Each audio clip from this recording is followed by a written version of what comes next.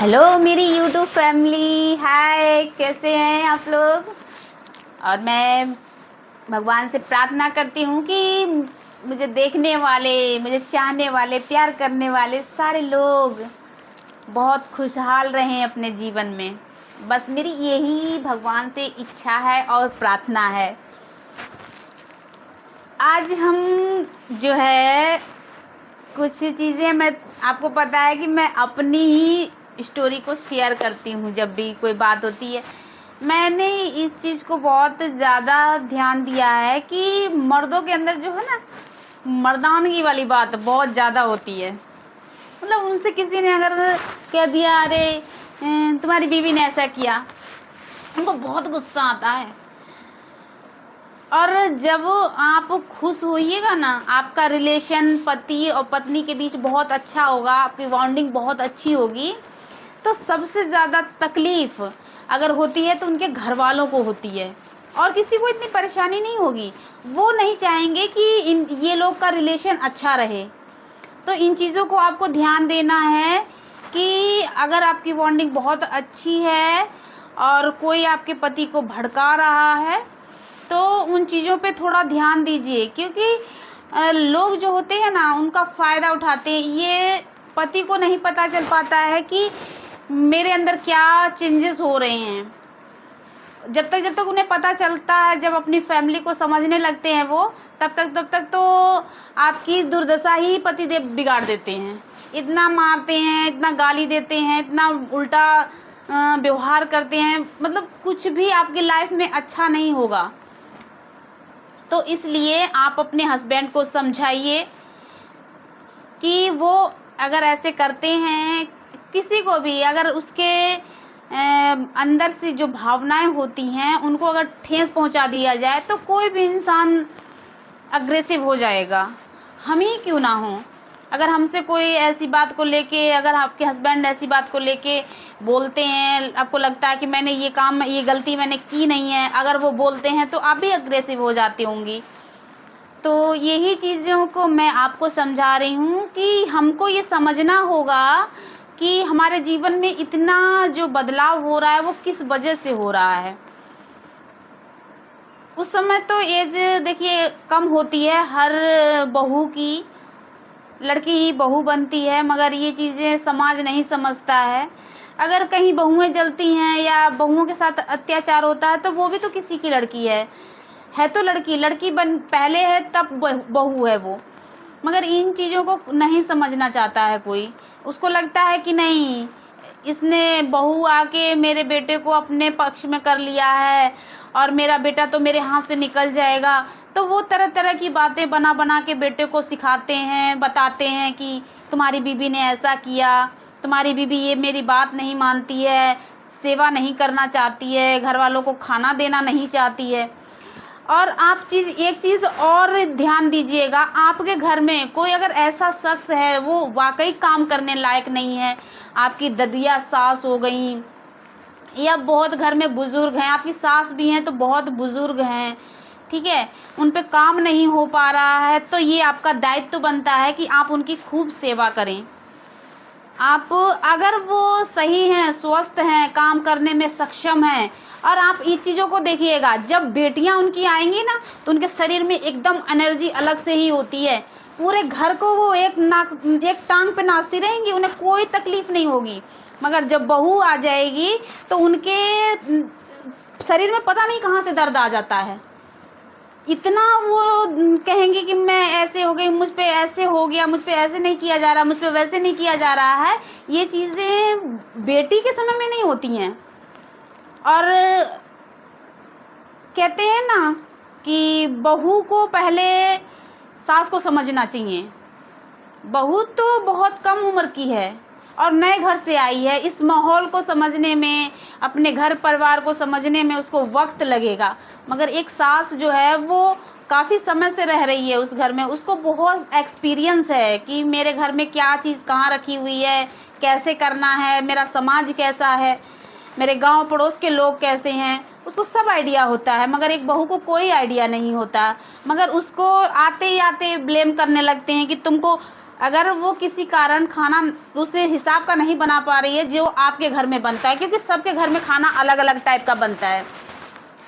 किसी के घर में नमक ज़्यादा खाया जाता है तो किसी के घर में मसाले ज़्यादा खाए जाते हैं, कोई नॉर्मल खाना खाता है, कोई बहुत स्पाइसी खाना खाता है। तो सबके घर में खाने अलग अलग टाइप के बनते हैं। मगर जब एक नई लड़की आती है तो वो खाना अपने घर के हिसाब से बनाती है, उसे नहीं पता होता है कि यहाँ पे लोग कैसे खाते हैं। तो उन चीज़ों को लेके सास ननद घर के परिवार की कैसा खाना बना दिया, तुम्हारी माँ ने तुम्हें कुछ सिखाया ही नहीं, इस टाइप से बोलते हैं। तो इन चीज़ों को आपको समझना होगा कि हमारे साथ लोग कैसा व्यवहार कर रहे हैं। और देखिए, समय बहुत बलवान होता है, समय पलट के आपके साथ भी होगा।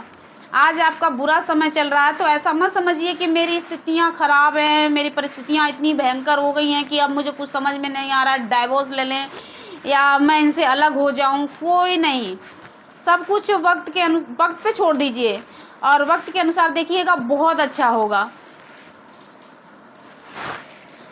और अपने हस्बैंड से जो है आप अपना रिलेशन बहुत अच्छा बना के रखिए, क्योंकि देखिए, आपका कोई भी बच्चा हो, बेटा हो बेटी हो, एक समय ऐसा आता है कि बाहर चले जाते हैं बच्चे, बेटियों की शादी हो जाती है, अपने घर चले जाते हैं। मगर जो पति है वो आपका जीवन भर का साथी है, वो आपको छोड़ के कहीं नहीं जाने वाला है। तो अगर वो दो बातें आपको बोलता भी है या गलत भी बोल देता है तो आप उन्हें सह लीजिए और कोशिश कीजिए कि उनको समझाएं, उनको बताएं, उन चीज़ों को दिखाएं। और मैं हर बार यही बोलती हूँ कि अब वो ज़माना नहीं है कि किसी के भड़काने से आपका पति भड़क जाएगा। अब वो ज़माना है कि आप चाहिएगा तो दूध का दूध और पानी का पानी हो जाएगा, कि कोई भी अगर झूठ जो है ना वो ज़्यादा दिन तक नहीं टिकता है। अब सोशल मीडिया का ज़माना है, सोशल मीडिया पे तो आके सबको ही अपना भरपूर योगदान दे रहा है, तो आप भी उससे थोड़ा फ़ायदा उठाइए। और आपके घर में जो बातें हो रही हैं आप अपने पतिदेव को सुनाइए कि ऐसे घर में आपके होता है, इस माहौल में कैसे मैं एडजस्ट करूं अपने आप को। आपको आते ही आपका हक छीन लिया जाएगा। कहने के लिए तो कहेंगे कि घर वाले कि ये घर आपका है, मगर वहीं आप रहने के लिए आप अपने मन के हिसाब से आप सोचिएगा मैं इस घर को बना लूँ, तो वो कहेंगे नहीं ये मेरा घर है, इसको मैं अपने अनुसार बनाऊंगा, मैं अपने अनुसार जो कुछ करूंगा। तब ये कहाँ चले जाते हैं। इसलिए कि हम ये कहते हैं, हम तो बहुत अपनी लाइफ में खुश हैं कि हम किराए पे हैं और भगवान से हम शुक्रगुजार करते हैं, उनसे हमेशा बोलते हैं, हम सही दिल से बोल रहे हैं, उनको हम धन्यवाद देते हैं। कहते हैं कि भगवान आपने मुझे ये छत दी है, मुझे इतना अच्छा घर दिया है, मैं इसको रेंट भी पे करती हूँ तो क्या दिक्कत है, आप मुझे रेंट देने लायक मेरी औकात दिए हैं, मैं इस रेंट को पे कर पा रही हूँ। और कितने ऐसे हैं जो देखिए रोड किनारे पन्नी डाल के रहते हैं, कैसे इतने लोग हैं जो ठेला चलाते हैं, रोड पे सो रहे हैं, अपने घर परिवार से दूर हैं। मैं अपने पति के साथ हूँ, अपने छत के नीचे हूँ, तो परिवार के साथ में होना आपको कोई दिक्कत नहीं है। हम देखिए जीते जी जो है इस चीज़ का भोग कर सकते हैं, मगर मरने के बाद इस चीज़ को क्या ले जा सकते हैं।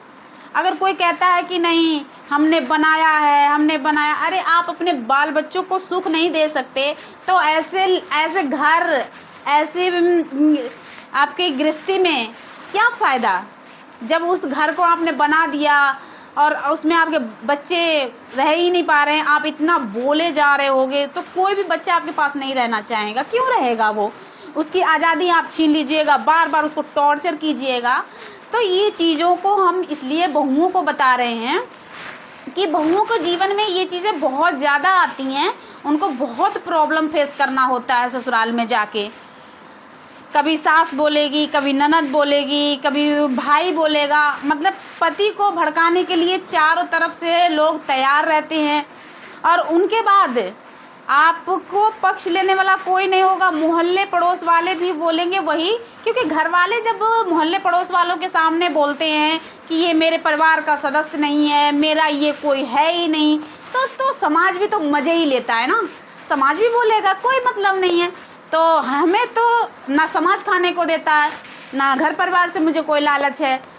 और कोई सास ससुर आपका खर्चा चलाते हैं? कोई नहीं चलाता। अगर आपका पति कमाने वाला नहीं है तो आपको कोई मतलब नहीं है, कोई आपको खाना देने वाला नहीं है। आप अगर ये कहते हैं ना कि मैं आपकी बीवी को रखता हूँ, बहुत ऐसे पति हैं जो बाहर रहते हैं, उनके बच्चे बीवी रहते हैं घर पे। अगर कोई कह दे कि मैं इसके बच्चे का कर रहा हूँ, वो झूठ बोलता है।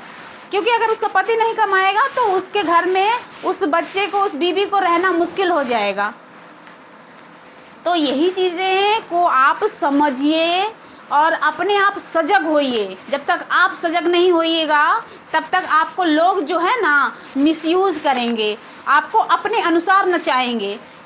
और नाचना अलग बात है, ठीक है, मगर आप उनकी सेवा करें वो अलग चीज़ है। आप कमज़ोर हैं, लाचार हैं, नहीं काम कर पा रहे हैं, हम सही दिल से आपको सब कुछ करेंगे। मगर आप जो देखते हैं कि परिवार में और सारे लोगों के लिए आप ठीक रहते हैं, बट बहू के लिए आप ठीक नहीं रहते, ये गलत बात है। और मैं यही अपनी बात को ख़त्म करती हूँ और नेक्स्ट वीडियो में आपको एक नई और मोटिवेशनल बातें बताऊंगी। तब तक के लिए बाय बाय।